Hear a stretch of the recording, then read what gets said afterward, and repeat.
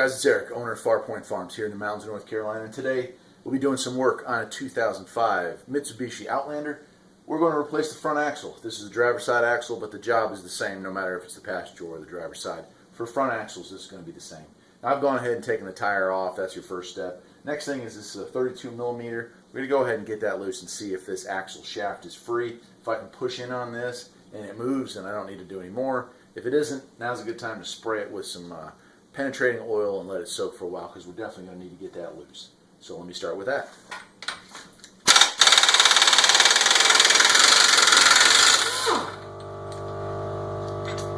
Yeah, okay. It lucked out there, so that one moves. You can see it press with my thumb and it's able to move back and forth. That's a good thing. So I'm going to set those two things aside there.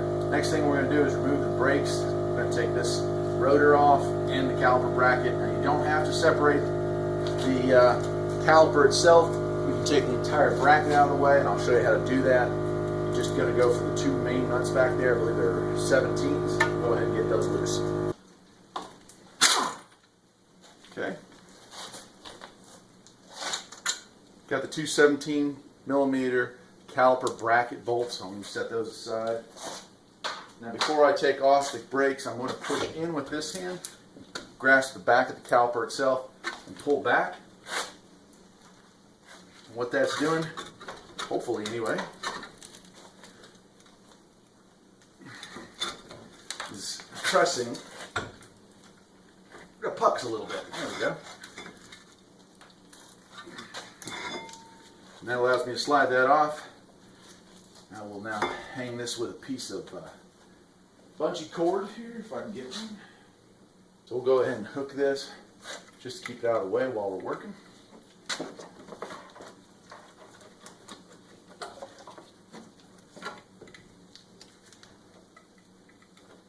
And I'll kind of just push that off to that side. Rotor, if you're lucky, it's not too seized on there. Go ahead and get that out of the way, set that on the ground. And we're getting there. Go ahead and straighten this back up.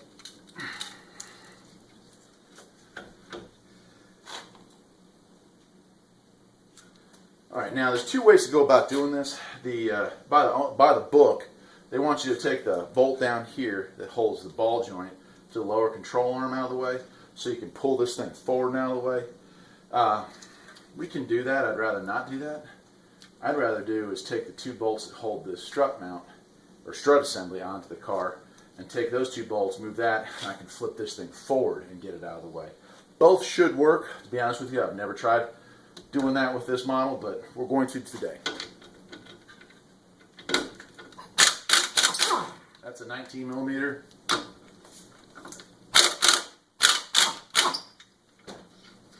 Take those two both out of the way, take these bolts out. Now look, there's ABS sensor wiring here, right? So you want to be mindful that you don't push that forward and rip that out. If you have to, you can unscrew that.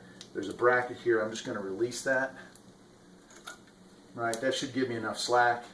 So just be aware of that when you take this apart, that when you slop that forward, you might put some strain on that, and that's not a very strong piece. You're going to need a little brass hammer or a hammer.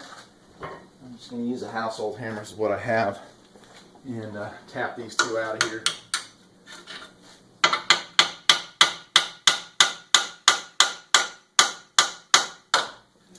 So those are out of there.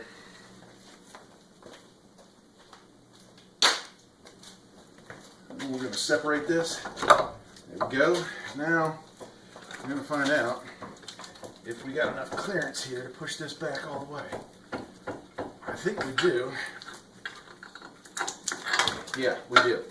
Okay, so saving a whole lot of trouble by not taking that ball joint loose, which you need a special tool, because if I'm taking that ball joint loose, I also need to take my sway bar link loose. And sway bar links, usually that's a one-time install. Once you try to take them apart, they just spin and they'll wear out. So far so good. Next step, I'm going to get underneath here with a large pry bar, and I'm going to pop this thing out of its snap ring, and that will be it. Now you might lose some fluid because the transmission seal is there. We don't want to have that, but be mindful you're going to have to recheck your transmission fluid if you lose fluid. I don't know how well you can see me here. I've got this all pushed up, but you're going to take your pry bar wedge it up underneath right here and pop this thing forward, which I've just done. As you can see, I do have some transmission fluid leaking, so I want to try to minimize my losses. I'm going to get my new axle sitting right here, real close by. I'll go ahead and remove this one. We'll lay them side by side just to verify we got the right part. And we'll put it right back in. There we go. It is the right part. Now when you're going back in, be real gentle and be careful. Tell you what, I'll get the camera closer so you can see this god-awful mess we got here. There we go. So there's the shaft there. You can see I got some leakage, so I'm not going to waste a whole lot of time, but be careful not to kill that seal that's there, right? Be careful with that.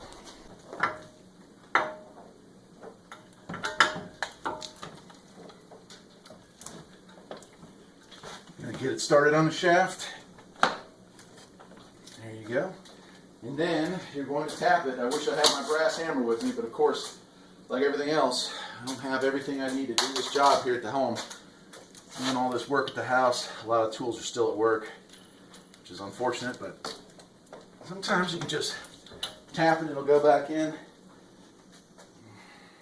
this case, that's not going to be the case. So I'll go ahead and strike this. Make sure you put your nut back on there so you don't damage the threads.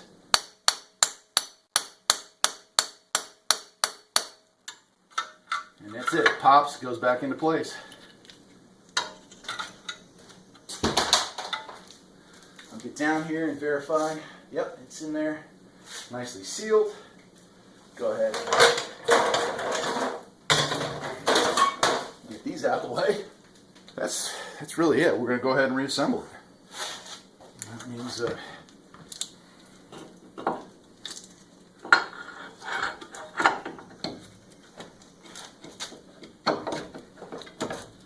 just remember to reattach this into its little home that we had there. There we go.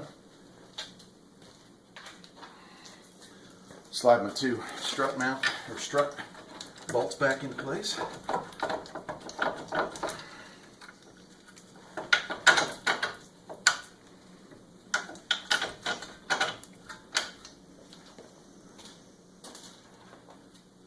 Put the nuts back into place.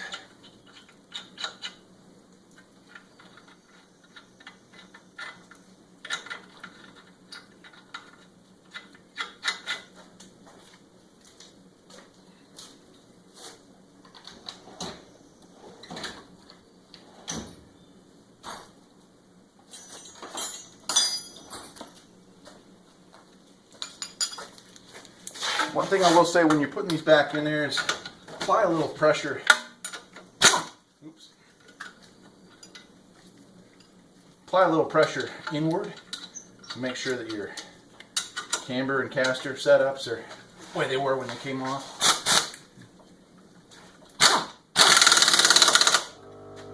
Same thing with the bottom.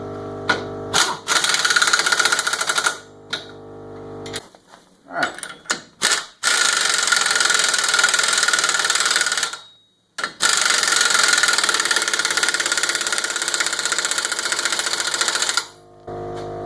Good. Next up, reinstall our brake rotor.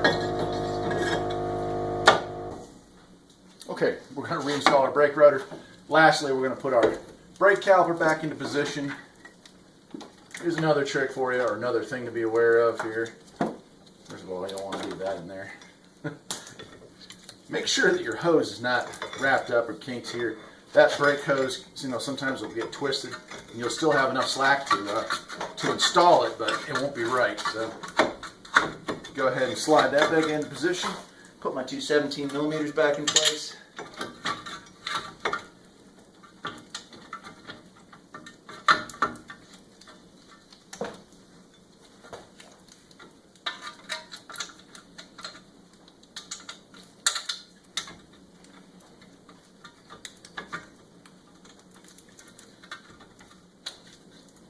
Once we got those started by hand, we'll hit them with the impact gun.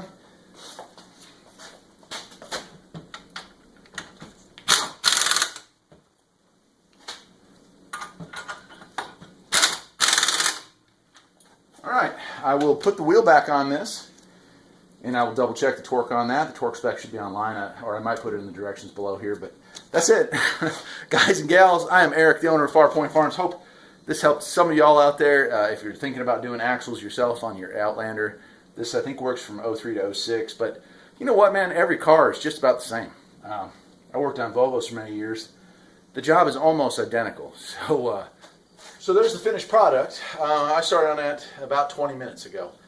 This job pays 2 hours, or 1.9 at the dealership, and so let's say $100 an hour, so you're looking at about 175 bucks, give or take, for this job, plus parts. Dealership parts obviously would be stupidly expensive. I picked up this axle on eBay, brand new, or rebuilt anyway, and it was like $45. So I am in this for about 20-25 minutes, including cleanup, and a $45 part. Not a bad deal overall. I hope you got some use out of this, and I hope you're willing to tackle this job yourself, because it's not that hard. I certainly do not recommend taking the ball joint and the sway bar link out. Go from the top. There's obviously plenty of clearance and no issues. That's it for today. I'm Eric, owner of Farpoint Farms. Hope you enjoyed the video, and if you did, perhaps you will think about liking and subscribing. I'll see you next time. Take care.